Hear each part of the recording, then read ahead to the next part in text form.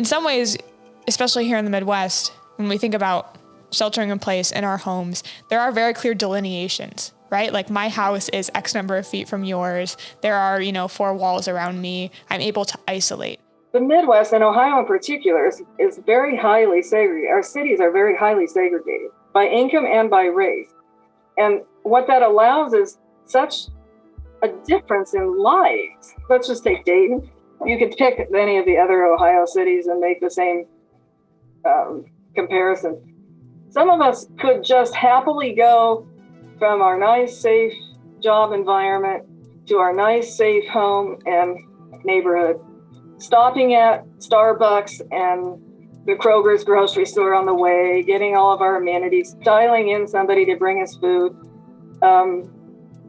We almost could imagine that these problems don't exist, except if we force ourselves to read and absorb it. Stay at home, shelter in place, curfew, quarantine. To many of us, they were an inconvenience. But what happens when there's no home to stay in, or no shelter in which to shelter in place?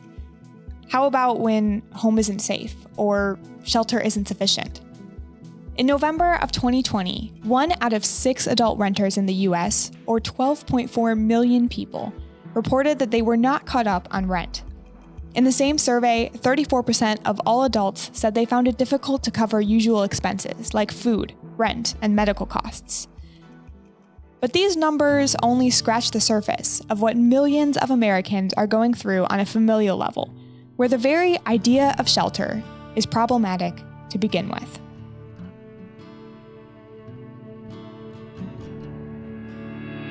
Welcome to Social Distances, a podcast where we examine the distances that both separate us and bring us together during the complex and compounded crises of 2020 and beyond. I'm your host, Logan, and today we're talking to Andrea Seielstad, professor at the University of Dayton School of Law, and Catherine Crosby, chief of staff for the City of Toledo, about how shelter in place looks different across the spectrum of society.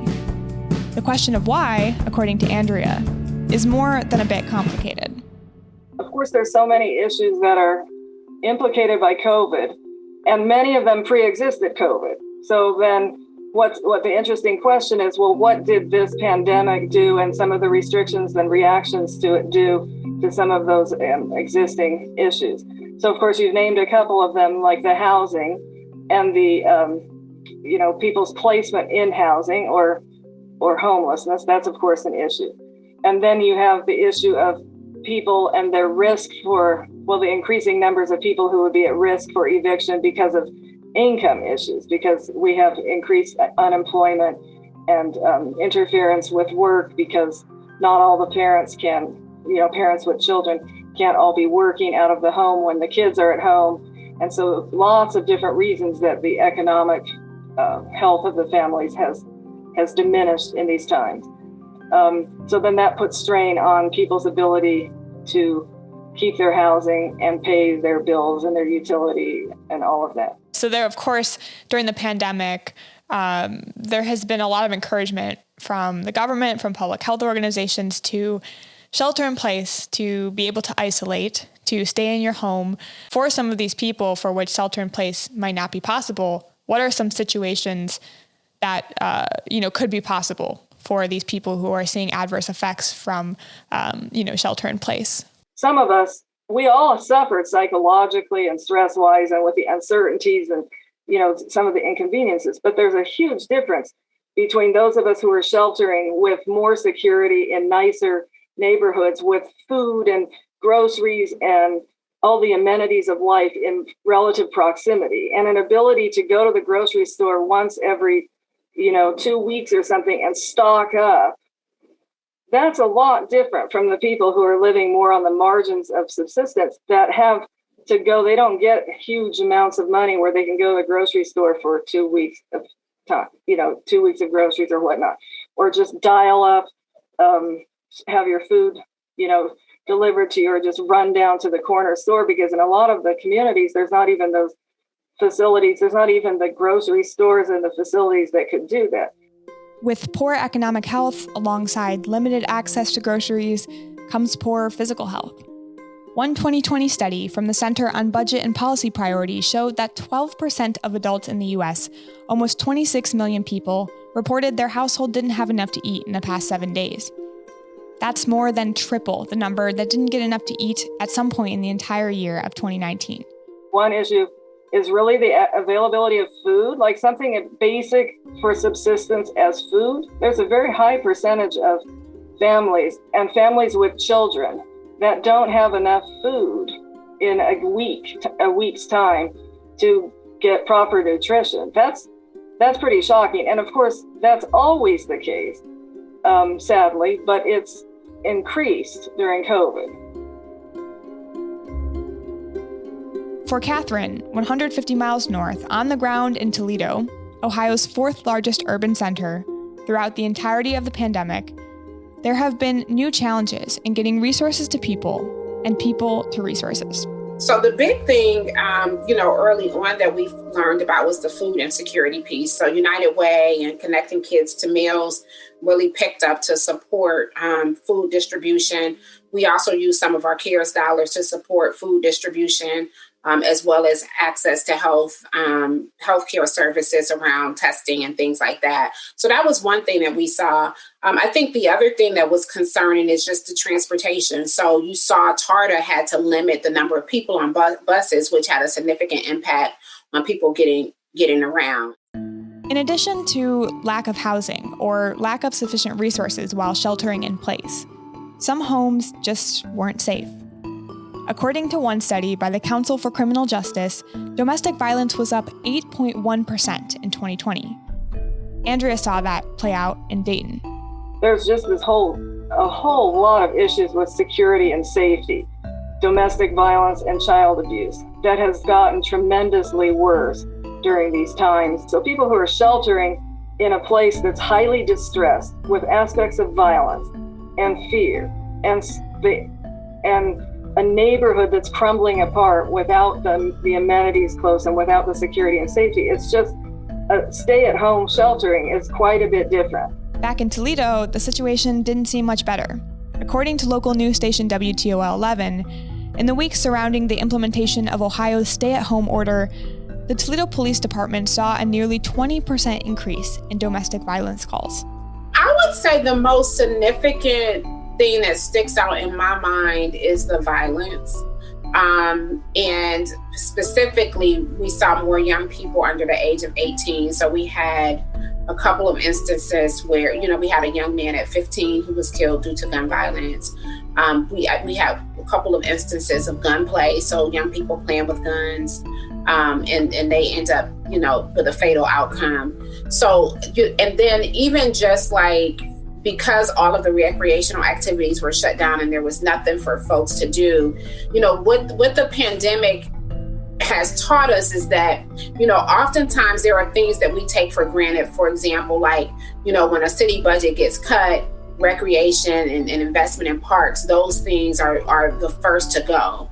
And the pandemic has showed us that why those things are important. So if kids don't have access to outlets, they can't go to school, they can't see their friends, there's no recreation, then you see that there's a direct correlation to an increase in violence. If young people don't have outlets for recreational amenities, you see a direct correlation in our violence numbers that went up. And so that's probably what stuck out to me most. And I'm hoping that resonates, not just in Toledo, but just across the world, that, those things that we take for granted and we say, oh, that's not important.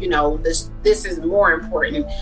That actually, that's what keeps our community safe. Those are the things that drive up costs when they're missing because people turn to other ways to release. So when Dr. Fauci recommended that we shelter in place across the nation, that recommendation looked incredibly different for different people because of historic economic, cultural, and racial discrepancies. All of this impact is disproportionately borne by people who have less means already, right? And have already been living like close to the margins of subsistence and, holding on to their housing and some of these basic things. But people of color in particular have suffered the brunt of that. And I think that, if nothing else, COVID did bring that to light more in the general population, that it wasn't caused by COVID. It pre-existed COVID. But all of the pre-existing conditions of healthcare disparities, as well as income disparities and all these other things, some of the historical traumas are so embedded in our system, and all of our systems actually, that when you added to it the stress from COVID and all of the things that we all experience, the people of color, African Americans, Native Americans, Latinos, Latinx, and Asians in particular have really suffered even disproportionately in all of these measures. You can take food, you can take housing, you can take security and safety and violence, you can take education, you can take about any measure. You can take outcomes on COVID, who was most at risk, to the worst COVID outcomes. Those discrepancies also play out in housing, whether for cultural, socioeconomic, or other reasons. There's cultural reasons that people live in larger groups and congregates. Lots of cultures around the world, like even immigrants that came to the United States, as well as Native Americans, lots of people live in a more communal existence, even sharing households or going back and forth between households or living in proximity, several in an area. So that's a factor there. And it's by and large a positive because it provides more strength and security and connection between the generations and between the people. But then that same thing in COVID's time, if there's a virus that has such a transmission, it added another layer of issues. But I think maybe you're also talking just a bit, well, the issue of poverty comes up because there's lots of people who have to pool together resources and live together in larger numbers in smaller spaces just to make ends meet. And then if you get to the level of people who are either incarcerated or living, in facilities of some kind, you have a different experience for those people. And then if you get to the issue of homelessness, that's a whole other specter because a lot of our response to homelessness has been to put these shelters out there where people can just go in there. And then of course with COVID, we couldn't do that quite the same way. Then you might have to see a person with a sign or a homeless person asking for money as you drive by. It's troubling for people to be confronted with that. Maybe it's also scary. Maybe some people could argue it's, dangerous. But a lot of it is just troubling. That it's disturbing to me if I'm driving from my relatively safe home and to my relatively safe job that actually pays me a decent income. It's distressing to me at a personal level to have to be confronted with the fact that these people are just struggling below the subsistence level. And so we spend a lot of our time, I think, in society trying to sequester people from that. Because if you're confronted with it, it's hard to turn away. I know that, for example, the City of Toledo was trying to address the need because their homeless shelters were then in even more limited capacity at a time when, of course, the homeless population, was growing here. But I'm interested maybe in some of the policies that have been put forth around shelter, around, homelessness, around evictions, those kind of topics. And that's an interesting thing to even think about what is a policy, because a lot of it has been more like financial based.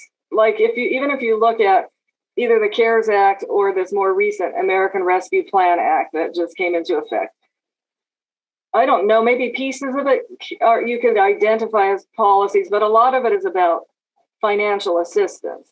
In an attempt to relieve financial stress on Americans and limit the spread of COVID-19, the CDC ordered a halt in evictions in September through the end of the year and now further into 2021 for those unable to pay rent.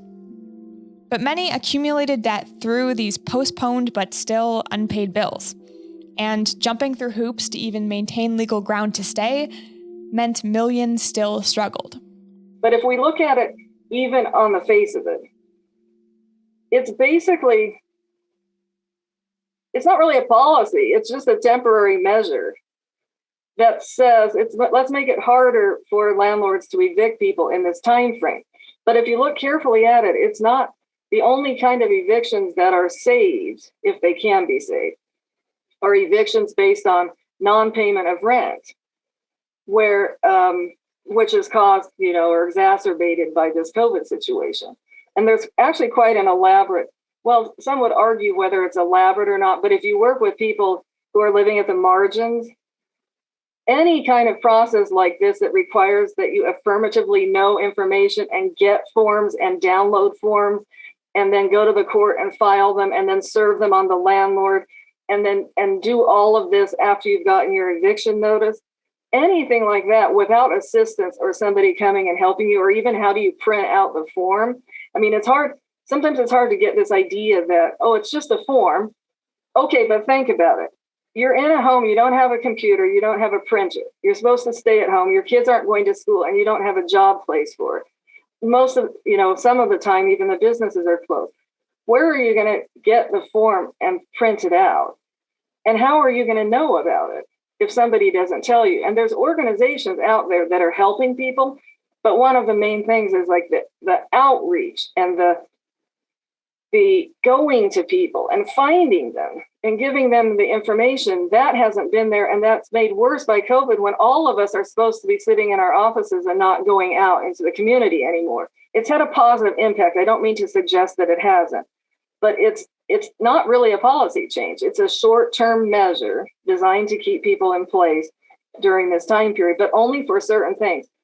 But back in Toledo, the city government worked with community organizations to help the local community stay housed during the pandemic.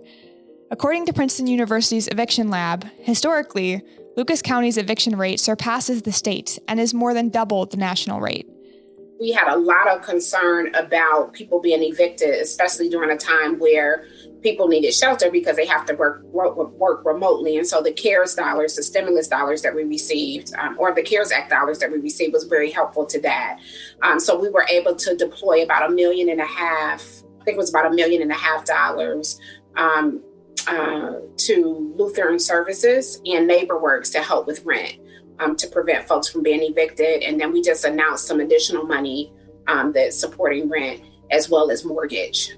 So that was helpful. So those dollars that came down from the federal government was really important in terms of keeping people housed.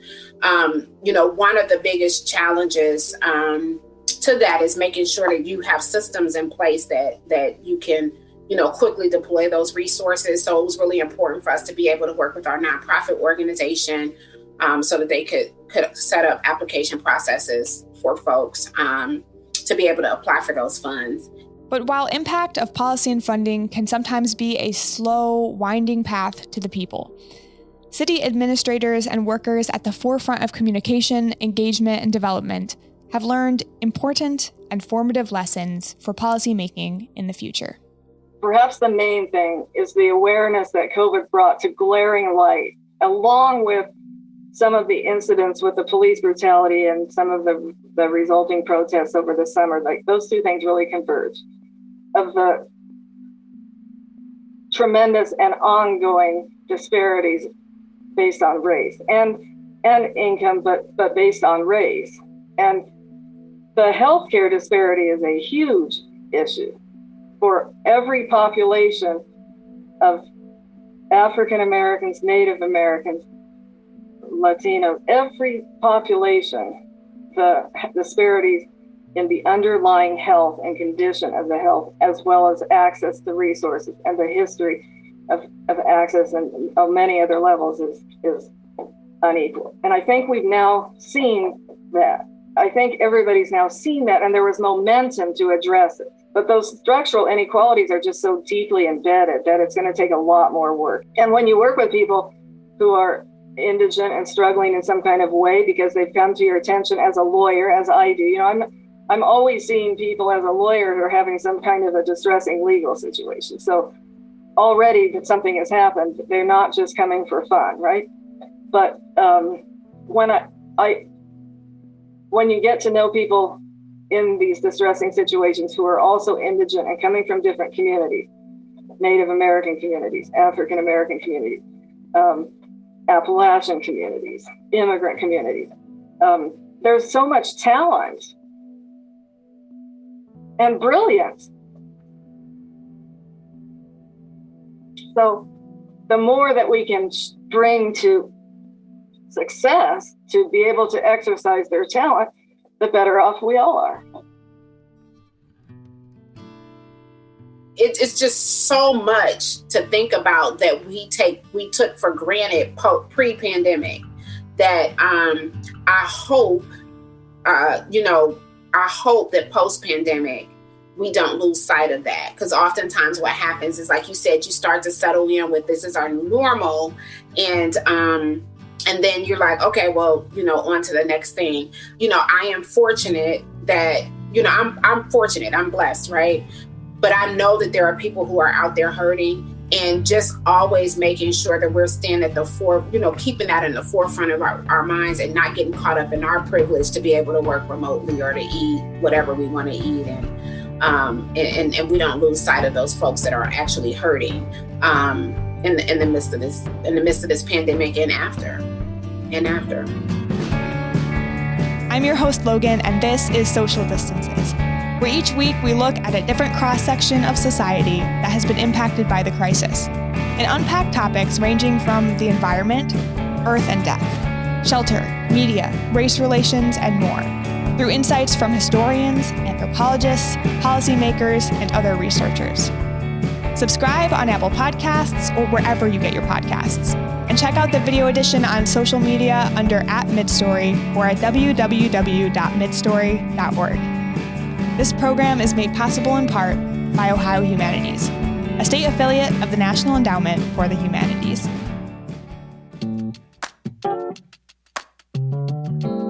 Social Distances is produced by Midstory, edited by Samuel Chang, written by Ruth Chang and Logan Sander, with original music by Dream Louder, and graphics by Jesse Walton.